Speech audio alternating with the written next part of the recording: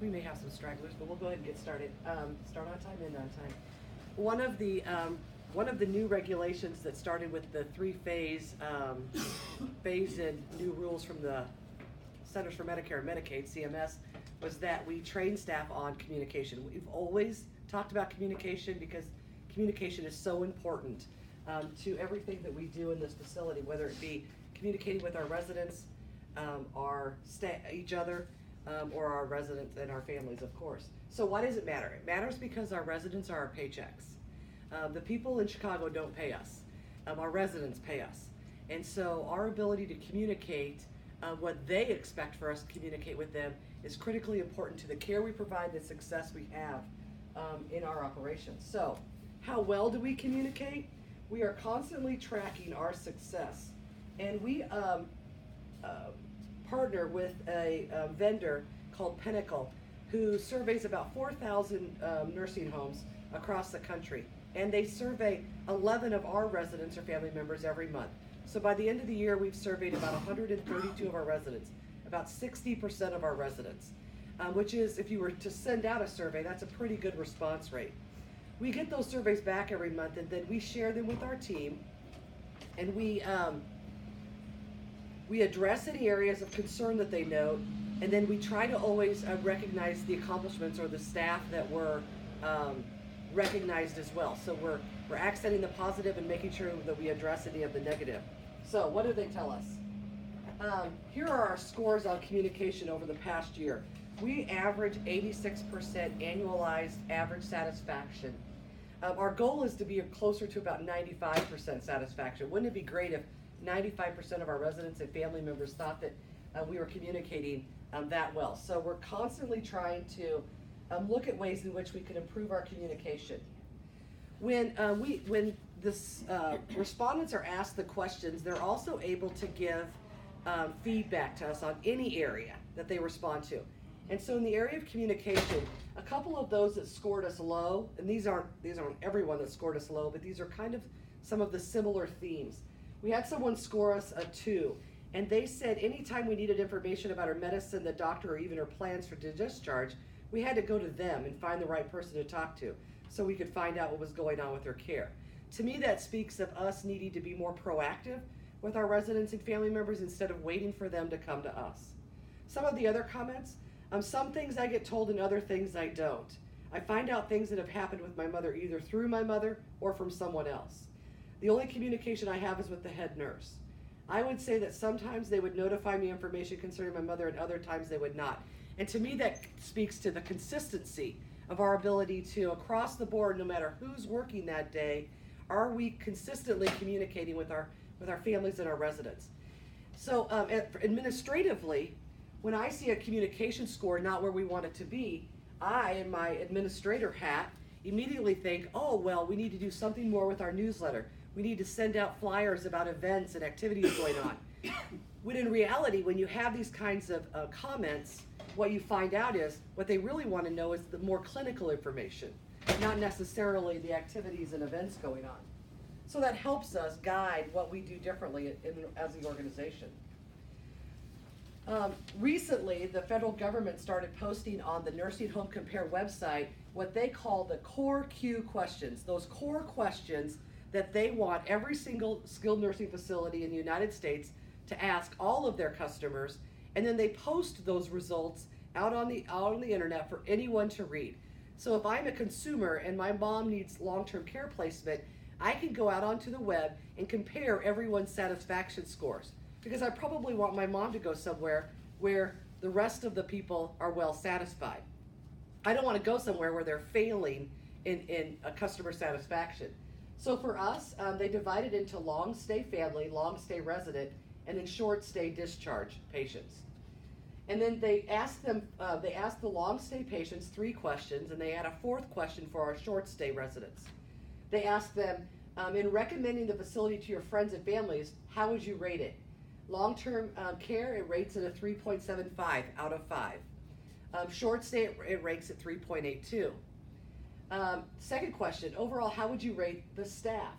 The staff on long-term care for long-term care residents ranks at 3.85 and 4.18 for our short stay patients. And then how would you rate the care you receive? For long stay, it rates at 3.94, and for short stay, it rates at 4.16. And then that last question for our short stay residents, were your discharge needs met? It ranks at 3.79. So I still think we have some room to grow there. I'd like all those scores to be above 4. What the consumer sees out on the internet is, for our long-term care residents in a 12-month average, we rank almost 91% satisfied. That's fantastic. For our short stay 12-month average, it's a little over 87% satisfied. So we're every single month we're looking at those scores and seeing, did they go up? Why? Did they go down? Why? And what can we do to fix that? And then they also provide us information on what they call key drivers. There are 6 areas that research has shown that if you only concentrated on 6 things out of all the questions that they ask, these 6 things would indicate whether someone would come back and use your service again. So they have their right knee replaced, they come here for rehab, they go home, then they have their left knee replaced and they come here for rehab. Would they come back here or not?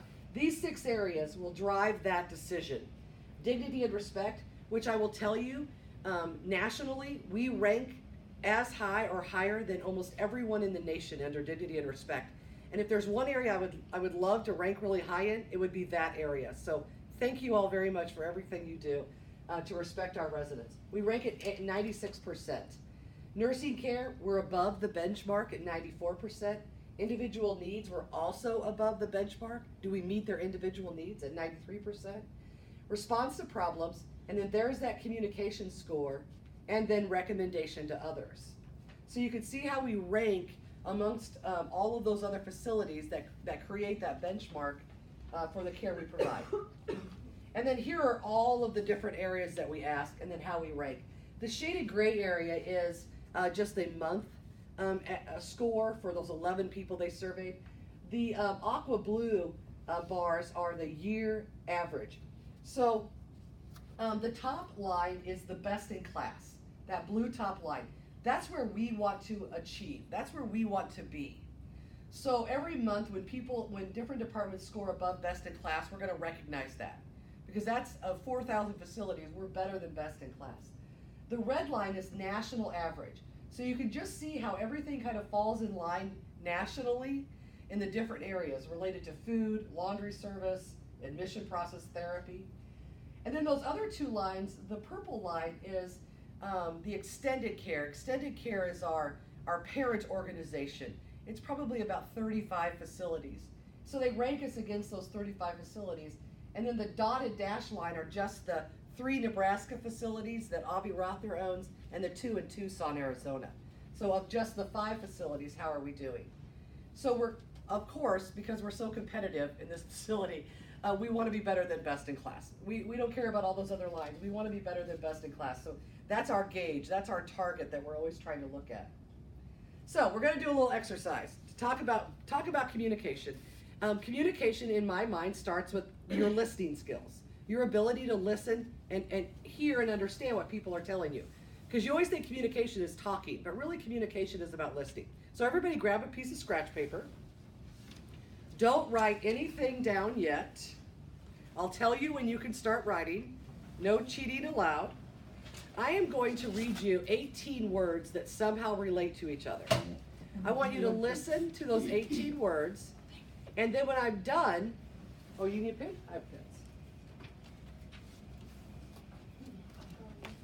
There's a little nub on it. Does anyone else need a pen? Anyone? Okay, good. When I'm done with the list, then you can write down as many words as you remember me saying. Okay? It's really easy. Test for dementia. You just have to listen really well and then write down the words that I've said. When I'm done. No cheaters. Okay, so here are the words. Sleep, pillow, snore, nap, dream, rest, slumber, night, blankie, pillow, quiet, shut-eye, relax, retire, drowsy, doze, pillow, and mattress. Okay, write down as many words as you can remember. I'll give you a minute.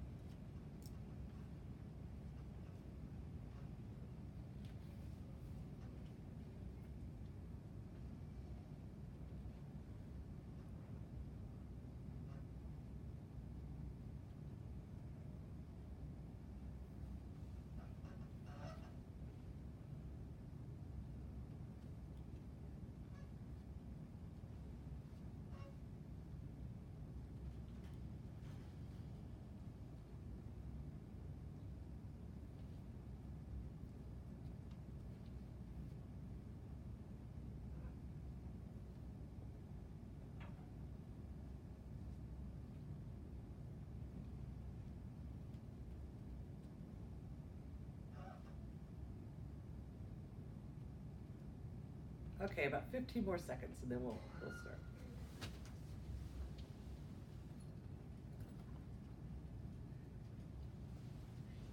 Okay, so raise your hand if you wrote down the word sleep.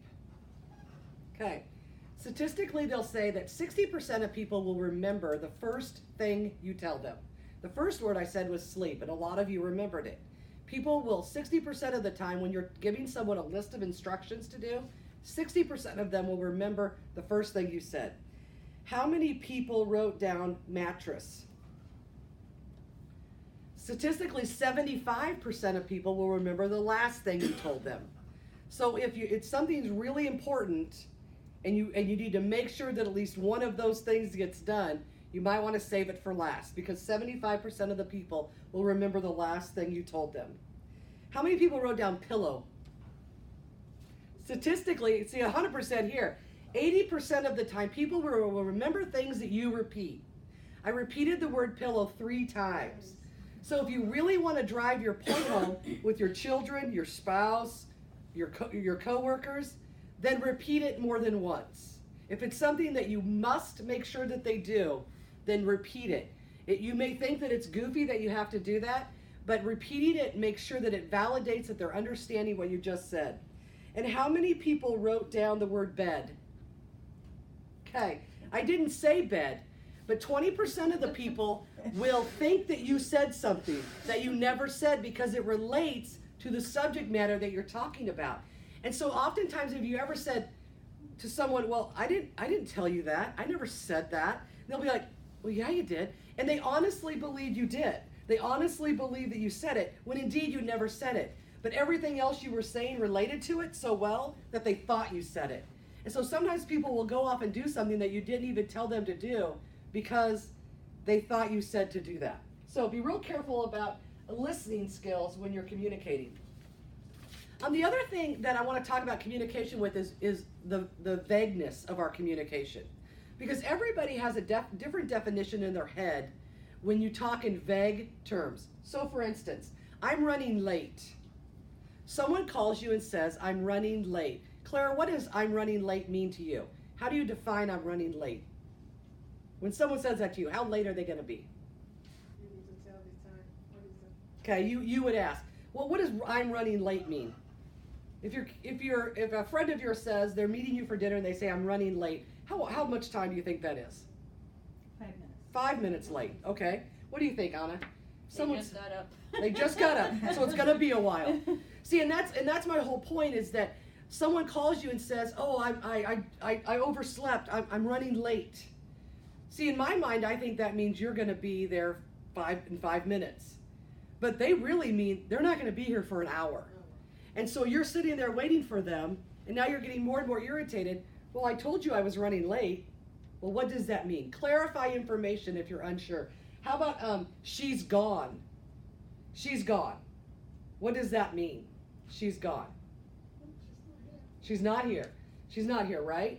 I was a brand new administrator of an Alzheimer's facility, and a nurse came into my office and said, Mabel's gone.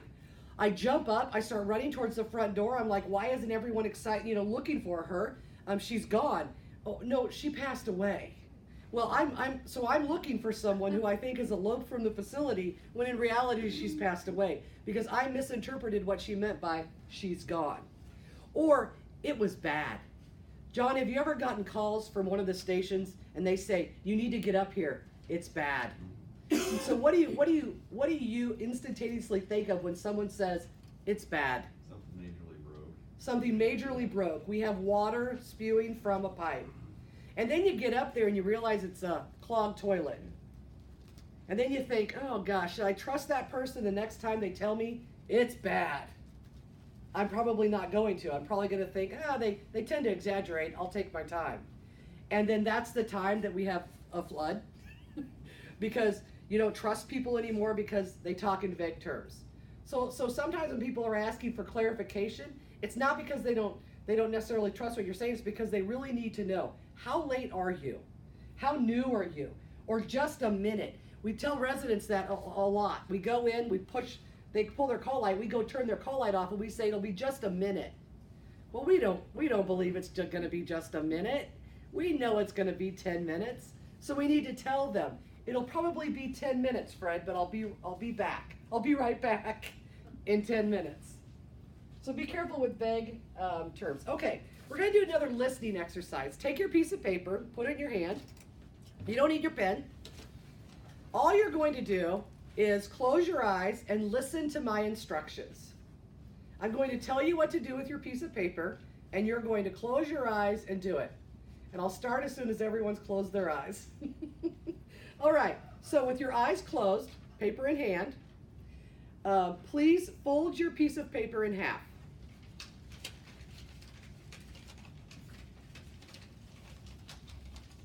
Now fold the left corner over the upper right corner. Take the lower left corner and fold it over the upper right corner. Everybody got that? Now turn your paper 90 degrees to the left. Turn your paper 90 degrees to the left. Everybody has it turned? Now fold it again.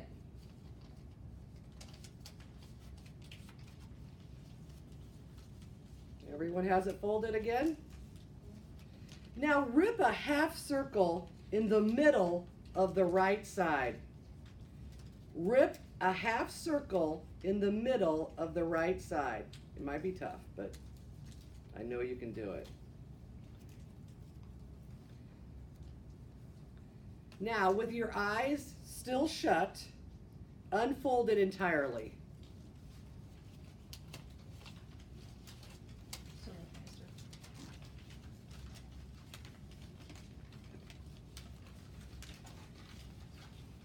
Once you have it unfolded entirely, I need you to fold it lengthwise.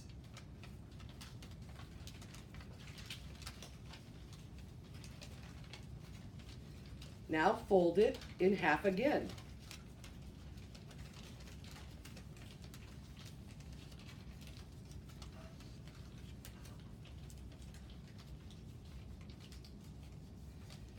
Now rip the corner off the top right corner. Rip the corner off the top right corner. Now open it up and open up your eyes. And if you could just raise it in the air.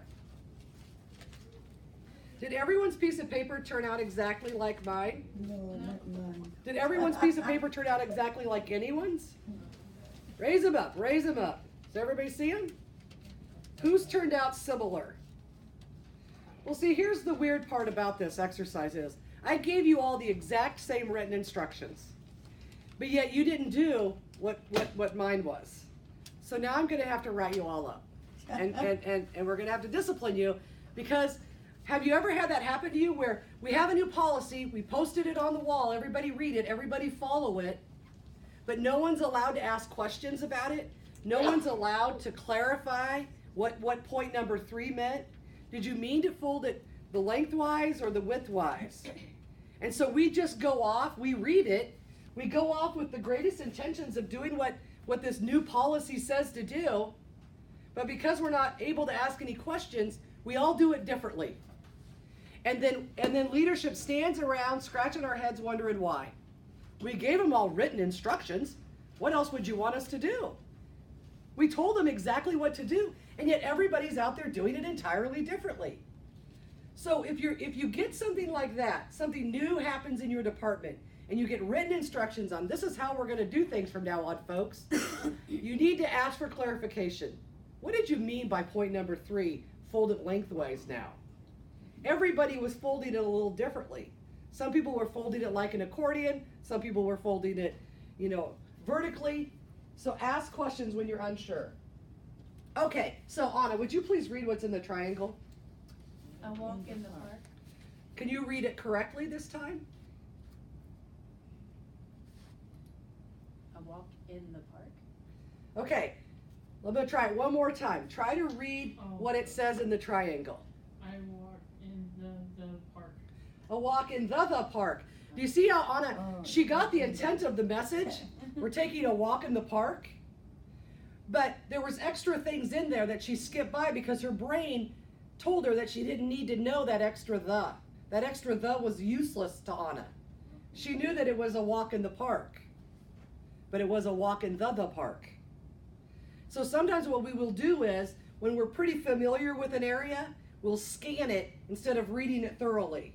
We'll scan it and we'll just know the basic parts of it. Have you ever put together a piece of furniture and you just kind of scan the instructions and all of a sudden you have 4 leftover parts and you wonder, wonder what these will be used for someday.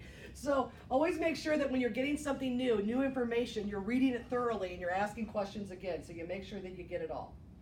Okay, so we're going to do one more listening exercise. All you have to do is follow my instructions, okay? Super easy. Everybody put their right hand in the air. Okay, now I need you to make a fist. Okay, now we're going to make 3 big circles with our fist, and then we're going to put that fist right on our forehead. Yeah, see? See, have you ever said to your to kids or to people that you're teaching or training, you can put it down now.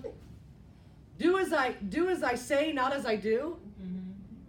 And then they actually do exactly as you do, and you think, oh gosh, why does my daughter drive like a crazy person? Ugh, it might be because I drive like a crazy person. I didn't tell her to drive like a crazy person. She watched me, and then she did exactly what I did. That's what happens especially when we're training new staff. They could read the instructions on how to do their job and their job description, but they're going to watch you do it. And then they're going to do exactly as you do. So if you cut corners, they cut corners. So be real careful especially when you're training someone to do as I do, because I do it correctly. People are going to follow your lead. They're always going to follow your lead. So a little bit about customer service. Why does it matter? Why does communication matter so much? It matters because, like I said earlier, our residents pay our paychecks. But universally, customers, no matter if you're sitting at Jiffy Lube waiting for your oil to be changed, you're at a restaurant waiting to be served, or you're here as a resident of our facility, customers don't care if you're working short. They don't care if you don't like your coworkers. They don't care if your boss is mean, and they especially don't care if you're tired. So when you're at a restaurant and you've waited 20 minutes to get a glass of water, and then the waitress comes up and says, sorry, we're short today. Well, you know what? I don't care. I want my sandwich because I'm hungry. I have a need and you need to meet it. So I don't care what your excuses are. Meet my need. So using those kinds of excuses to them is just an excuse to them. They're our customers and they still want to be taken care of. So I didn't make these up, but I like them. So we're going to talk a little bit about them. 6 things you should never say to a resident or family member. I hate my job. Whenever you're buying anything and our residents are living here, are paying to live here. So whether you're buying a car, you're buying a new outfit, you're buying anything, they want to know that they made a good decision in coming here. So an adult child places their mom here, and then the first thing they hear on day 1 is, oh, I hate this place, from someone who works here. Ooh, did I make a poor decision and having my mom move in here. I buy a brand new Toyota car and I go to get it serviced the first time, and all I hear are all the service guys talking about how bad they hate that place. Ooh, is Toyota a bad place? Maybe I shouldn't have bought my car here. Seems like they all hate it. So be real careful about that. Saying to a customer, there's nothing I can do. There's always something we can do. Even if what they want you to do is breaking the law, there's still something we can do. We can at a minimum explain why we can't do it. There's always something we can do. So be real careful about saying there's nothing I can do. Also be real careful about saying that's our policy. Saying that's our policy to me is a cop-out. That's our policy. That's not working collaboratively together to solve an issue. That's just hiding behind a policy and walking away. You'll hopefully never see in this facility signs on the wall that are signed by management. I'll take them down if I see them. Because who's management? You know, if somebody wants to post something, they need to be accountable for it and put their name to it. So people know who to go back and ask questions to. We don't put vague things out for everyone to see that says management. I hate those things. I hate them when I see them. How about no problem? I know I've talked about this before, but when you do something for someone and they say thank you, you need to say you're welcome, or it was my pleasure to do that for you. Because it really is our pleasure to take care of them. When you answer by saying they say thank you and you say no problem, to some people that's an interpretation that there was a problem. You know, that I shouldn't have asked for my glass of water to be filled because that was a problem. So just be real careful. Some people just say it all the time and it's just part of their vernacular, but just be real careful about answering by the way of saying no problem. Well, no, I know it's not a problem because you probably should have done it to begin with. So it's not a problem. So be careful with that. Using acronyms or things like OMG or other kinds of slang. And I'll call anything that you say clinically would be slang to me because I'm not clinical. And so if I'm a brand new family member and I don't have any experience with healthcare, and I go up to the nurse and say, well, my mom was in pain last night and she didn't get her routine pain med. And you say back to me, oh, because that's because it's PRN. What's PRN? Is that a laxative? I don't know what PRN means. I'm gonna start dreaming up a word for PRN. And so be real careful when you're talking to our customers using that kind of lingo, because a lot of people won't know our internal lingo. I had somebody send me an email once, and at the very end of it, they wrote SMH. And excuse my language, but I was sitting there for the longest time thinking, and I think I'm pretty hip, but I'm sitting there thinking, SMH. Shit my, what would that be? What would be the H of that? And I sat there, and finally it just was bugging me so bad, I responded back and I said, could you tell me what SMH stands for? I don't know. They responded back, shake my head. I was like, oh, okay, shake my head. I had no idea what that meant. And so now I try to use it all the time, because I try to be hip. But be real careful with that kind of lingo and language because a lot of people won't understand it. And then avoid saying things like you need, you should, you. It's kind of like a finger point at someone. Instead of saying you need to get that menu turned in, why don't we say, I need that menu by 5 o'clock. Let's work on it together. We need to get this done. We need to get to the bathtub now. Instead of saying you, it becomes pretty dictatorial in our speak to residents. So be careful about that. So sending the right message. This is just a little bit of Disney. When Disney trains their cast members, one of their most important things that they talk about is that everything speaks. Even if you are not verbally communicating, everything speaks. So when we have dead flowers outside our front door, what's that saying about the care that we give our residents? If we can't take care of flowers, how can we take care of our residents? An overflowing trash can, does that negate our multi-million-dollar facility if we can't empty the trash? What does a closed door send about your open door policy? I have an open door policy, but my door's always shut. So can you really come in and see me? Is it really open door? What are your impressions about when memos or letters have misspellings? I'll tell you what I do with them. I throw them away. If someone is sending me a letter because they want us to do business with them, or they want me personally to do something for them, and they haven't even taken the time to reread it, to correct grammatical or spelling errors, I throw it away. Because that tells me that they don't have enough respect for me to even proofread their work before they send it to me. So why do I need to have enough respect for them to respond? I don't. And in particular also, when you're sending something to a resident or a family member, you're sending that on behalf of our entire organization. So we expect for it to be professionally written and communicated. And then assumptions might be made if our website's out of date. If our website's out of date, if we still have November pictures up on our website, then is our staff training up to date? If we can't update our website, are we updating our staff? So everything speaks in our organization, even if it doesn't say any words. So universally, here's what customers expect, no matter where you're a customer, and our customers as well. They want you to smile and acknowledge their presence. Use their name. If they haven't told you that they like to be called Grandma, Sweetie, Honey, then use their name. If they have told you that they would prefer to be called Ms. Smith, then we need to call them Ms. Smith. We don't need to call them Mary. Don't talk about your personal issues or facility problems in my hearing range. I don't care what your problems are. I'm your customer. I need to be taken care of. And if you say you're going to do something, then please do it. We have a series of training that we call our SHARE document. It stands for Service, Honesty, Attitude, Respect, and Ethics. And I'm not going to go through all of these because there's a whole laundry list under each category, but I would like to highlight some of them. Under the area of service, always thank customers for waiting, no matter how long it's been. You see a call light go on, you go right into the room and they say, I've been waiting to go to the restroom for 30 minutes. Now you could argue with them and say, well, I just actually saw your call light go on, so you haven't been waiting 30 minutes. Maybe they thought they pulled their call light.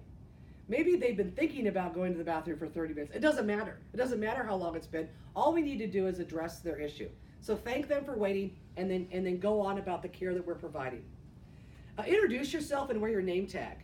Especially new staff, no one knows who you are. So make sure you introduce yourself over and over again. And when a visitor asks for directions, escort them if possible. This is a big building, and we're here every day. So when you come in and they say, oh, we'll take the elevator upstairs, we all know where that is. A brand new person does not know where that is. So if it's a new staff member, if it's a family member, a visitor, or just anyone that looks lost, everyone in this facility can help them get to where they're going. So please stop and say, can I help you find something? Do you need to go somewhere? And then point them in the right direction. And then use phrases such as, may I help you? And is there anything else I can do for you? And in my 31 years of doing this, probably for about the last 25, when we have talked about this subject, I always ask all team members if they would please add 4 additional words to the end of that I know are a lie, but I want you to say them anyway. Is there anything else I can do for you? I have the time. And I know it's a lie. I know you don't have the time. I know we're on a tight schedule with everything we need to get done. But I promise you, if you say, is there anything else I can do for you? I have the time. It will save you steps. Because it gives that resident that pause to relax a bit and think about what they might need before you leave that interaction. And a lot of times what they need are things that take seconds to do. Could you hand me my remote? Could you pour me a glass of water? Could you give me my call light? Which they're already supposed to have. Little things. But what happens invariably is you don't ask that question. You get halfway down the corridor, their call light goes on. Because they need their remote control. So is there anything else I can do for you? I have the time. Honesty. Obviously that should be a given, but with honesty, we ask that you take accountability for your actions and focus on the solution, not the blame. Things go wrong every day. Things happen. We don't care whose fault it was. We don't care why. What we want to do is fix it so it doesn't happen to the next person, the next resident, the next shift. We want to fix the problem. And we want you involved in helping us fix the problem so that it really gets fixed. And be comfortable with not always knowing the answer, but take responsibility to find it. The A of attitude, be respectful and courteous with every interaction. There are going to be things that you disagree with. Those kinds of conversations need to happen off stage, as we call them. In the med room, down in the break room, in an office with the door closed. not on stage where our residents and family members can hear us. Respect. Of course, respect the privacy and confidentiality of our residents. Be really mindful of who can hear you. And if you are in a common space area, a corridor, a nurse's station, the kitchen, everyone can hear you. Be just very aware of your surroundings when you're having conversations about confidential information. Pick up litter and trash. If you see it, clean it. It is not housekeeping's responsibility to pick up a med cup on the floor. It's everyone's responsibility to do that. Especially a spill, so the next person doesn't whip around the corner and fall at it. It's everyone's responsibility. If you see it, clean it. Acknowledge the presence of residents and families immediately. Get your head out of the laptop and make sure that you're acknowledging their presence. And then ethics. Refrain from gossiping about others and speak positively of Lancaster Rehab. So, I am a past Rotary president. Rotary International is an organization that has done a tremendous good throughout the world, actually. It's a service club. And with the service club, everyone in the organization pledges to abide by a 4-way test. And I like it because it's so simple. And it should be something that everyone should abide by. What they say is that you shouldn't say something out loud unless it passes your 4-way test. Meaning, you shouldn't say something unless it's the truth, it's fair to all concerned, it will build goodwill and better friendships, and it's beneficial to all concerned. Now, it's not to say that you shouldn't air grievances or you shouldn't complain when there's something that goes wrong, but you should make sure that it's truthful before that you say something out loud. And I'm not even just talking about just random gossip about people. I'm talking about pureed diets. How many times has someone been on a pureed diet longer than they needed to be because the correct information didn't get passed along? Make sure that something's true before you repeat it. And then my 4 favorite words that I always like to talk about, because I think it's really important to be cognizantly aware of when you're saying these 4 words.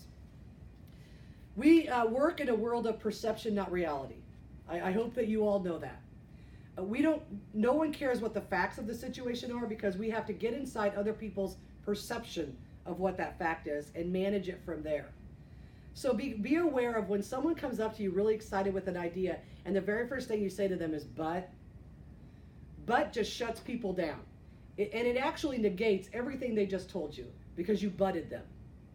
So instead of butting them, someone comes up and says, hey, I have a great idea. I think we should do this. And you say, but that would never work. Oh, but we tried that once before. Oh, but. Try to use the word and. Somebody comes up to you and they have something that they want to do and you know that it's against regulation. You say, and we could check with regulations and possibly see if we could do, a version of that. And. Try to use and. Should. Don't should on yourself and don't let other people should on you. Should is a dangerous word. Well, you should have. Well, you should have done that. Well, you should have done this. Should is telling someone that everything that they've done is wrong. You know how those ketchup bottles, when you open up sometimes they just splatter everywhere, they spray out at you. Has that ever happened to anybody? It happens to me all the time for some reason. But so it happened to me, I open up this ketchup bottle, it sprays up, all over me. And my husband says, oh, well, you should have shook it up first. Oh, you think I should have done that? Yeah, I think I know that I should have done that now. I have ketchup all over my body. Don't tell me what I should have done. I didn't do it. Obviously, I didn't do it. So don't should on me. And don't let other people should on you as well. Be real careful about should. And then never and always. I am by nature a pretty dramatic person. So if anybody's ever going to use never and always, it's probably going to be me. But when someone comes up to me and says never and always, I immediately shut down. Because I don't believe that something is never, and I don't believe it's always a certain way. Now, my paycheck's never right. Never. It's never right, or it was not right this time. It's always wrong. Bistro's always closed. It's always closed. It's always closed, or it was closed this afternoon. Be real careful about using always and never, because to the receiver of the information, you're giving them the impression that you might be a little dramatic. And then when something is really wrong, they may not take you real seriously because you're an always and never person. So be cautious about the always and never. And then the last thing I want to talk about is nonverbal communication, because, you know, listening is great and communicating is great and feedback is great, but you say a lot sometimes by your nonverbal communication as well. Is everybody familiar with the TV show Friends? Okay. They tell this nonverbal communication story better than me, so I'm just going to end with this nonverbal communication as told by Friends. Let me see if I can pull this up with a little bit of ease.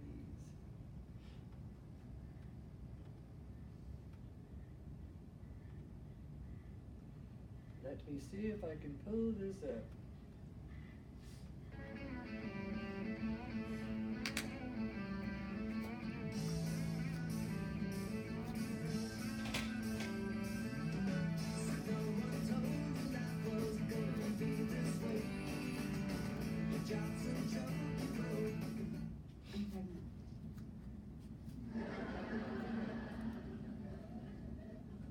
And you're the father, by the way, but you got.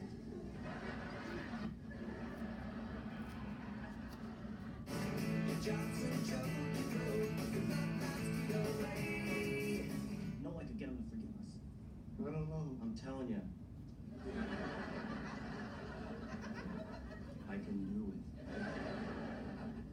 Yeah, you can do it.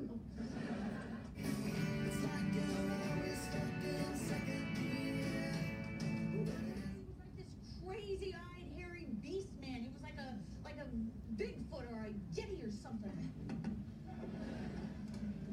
Hi, just so you know, we didn't mean to thug you. We actually thought you were like a Yeti or something. Hi. So you like the short hair better? What? Yeti? Danny?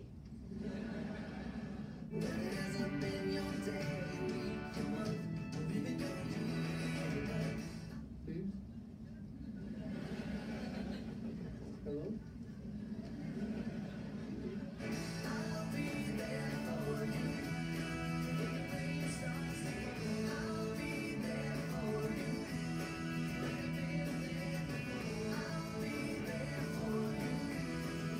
If you two are happy, then I'm happy for you. I'm fine. Really?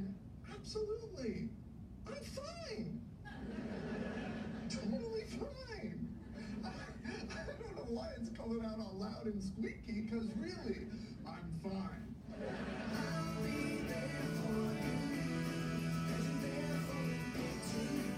Joe?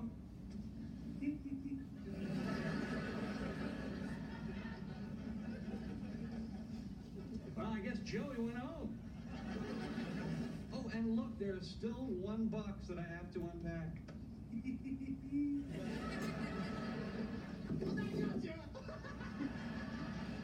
Oh my God, you almost gave me a heart attack. Oh.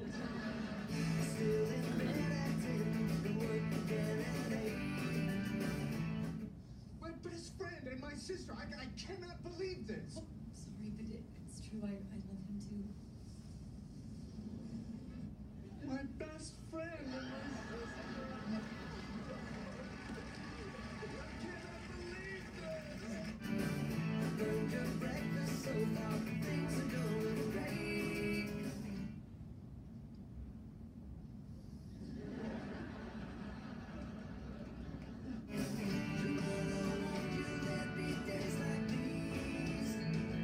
Let's put aside the fact that you accidentally picked up my grandmother's ring and you accidentally proposed to Rachel. People do this. I don't really know what that means. I'm sorry.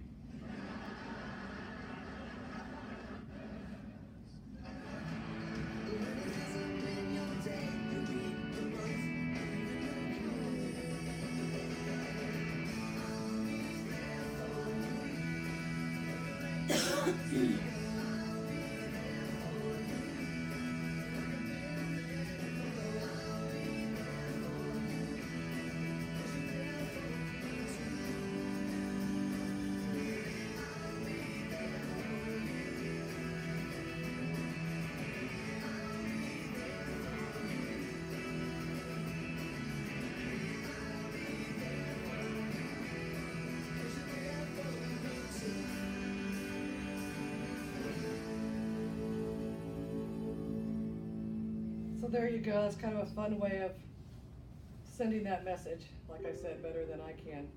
So that's what I've got for today. Any questions? All right, then thanks for coming. I appreciate it. Make sure you sign.